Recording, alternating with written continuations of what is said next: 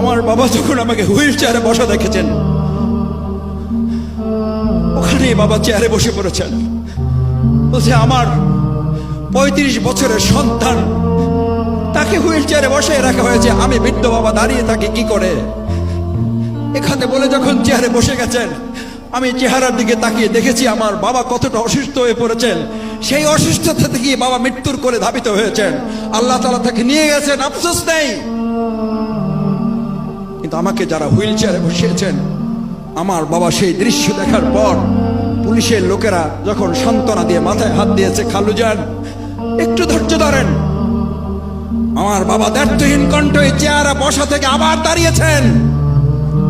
পুলিশের লোকেরা ভালো করে কান খুলে শোনো, আমার 4 ছেলেকে আল্লাহর দ্বীনের জন্য, ইসলামের জন্য বহু আগে তাদেরকে আমি আল্লাহর দ্বীনের মুজাহিদ হিসেবে দিয়ে দিয়েছি।